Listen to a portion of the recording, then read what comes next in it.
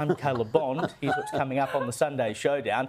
Anthony Albanese needs some policies for that election that's coming up, so he started borrowing them from the coalition. The Victorian government has sacked its police commissioner, but now they're scared he'll tell us just how bad the crime crisis is in Victoria.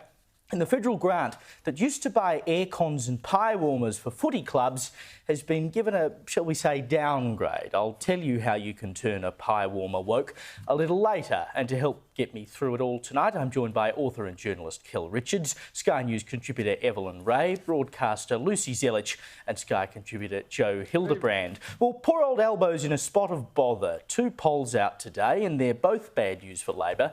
The latest YouGov poll, which went down to seat by seat, shows the coalition would be best placed to form government if an election were held today. They'd win 73 seats and Labor would win 66. So it's a hung parliament, but Dutton would only need 3 crossbenchers to get over the line. Albanese would need 10. It also found the coalition was still well out in front on the primary votes and 2 points ahead of Labor two-party preferred. Meanwhile, in the News Corp papers, there was a Redbridge poll that found the majority of voters believe Australia is generally heading in the wrong direction under the current government. 55% think Albanese doesn't deserve to be re-elected. The coalition would better handle the 3 biggest issues for voters, which were cost of living, housing and healthcare, and 70% of people say that they are experiencing a great deal of financial stress. None of that, I suppose, is terribly surprising, Kel, but it is amazing. Where's the bad news?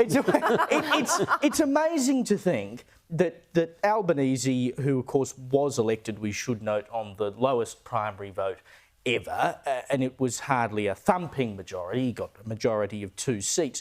But if he were to lose government, it would be the first time since that has happened since the 1930s that a first-term government would be turfed. It's got to be pretty bad to go out like that. It is pretty bad.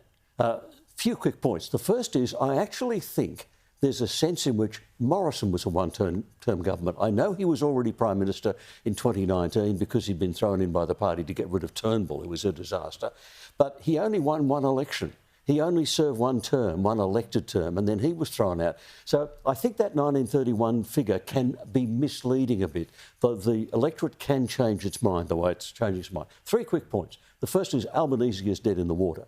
Either he loses the election and there's a majority for the coalition, or he ends up with a minority government, and having led them to that much disaster, in about 12 months, 6 months to 12 months, he will be quietly pushed aside by the Labor Party and someone else will take his place. So he's dead. I'm really pleased the polls are saying this because I've been saying it for some time. I'm glad they've caught up. Look, I know it's tired. I know we say it all the time that oppositions don't win elections, governments lose them. But your point about how bad it's looking is that point. And the issue when you look at the total government, the total opposition, is weakness. Albanese looks very weak. Dutton is looking very strong. And if all he needs to do is either he could get to 76 on his own in the course of the campaign, or persuade 3 independents, 3 crossbenchers anyway, to join him. So I think Dutton's looking very strong. And to lock it in, all he needs to do is to pick the sort of culture war, the sort of culture issue, which everyone will agree with. And look, if he picked don't let men pay in plastic. Yes, plastic straws. Or don't let men play in women's sport. That's a 90-10 issue. 90% of the population agree with that.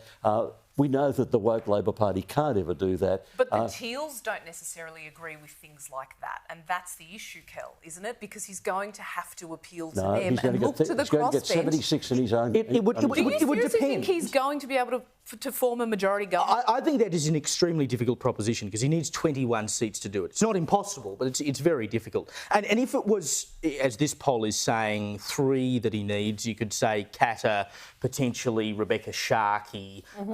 So he doesn't necessarily have to go into, selling himself out to the Teals. But what is interesting, and you mentioned the Teals, Lucy, is that YouGov poll, which went down to the seat-by-seat data, found that although there were quite a few seats that Labor would lose to the coalition and Labor would potentially win a couple back from the Greens, none of the Teal seats would go back to the Liberal Party, which I think indicates where the Liberal Party now needs to be, which is not in those inner city wealthy seats that used to be their heartland.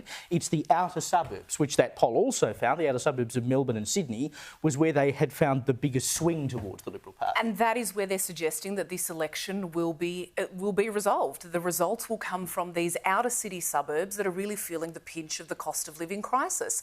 From my perspective, I mean, I hate giving weight to the polls, all right? And we look back historically, particularly when we look at the US and what's occurred there, how many times they've said Hillary Clinton was going to win in a landslide, right? It was neck and neck between Kamala and Donald Trump. And we've seen that you can't give too much credence to them. If the election was to go ahead based on these figures, we know that Dutton's going to win. But I don't know, given that so many people feel a bit about him at the moment, that he has been on the nose over a few issues, and that particularly with female voters doesn't tend to poll very well. I don't know, Kel, that I feel that confidently that it's going to be a landslide for him.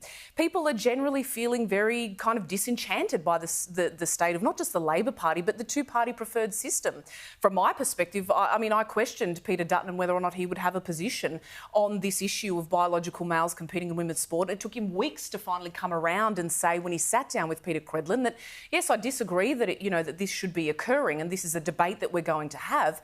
But what is his policy going to be on this particular issue? That's what I want to know. So there are a couple of question marks for me over the coalition and whether or not they will in fact win this in a landslide.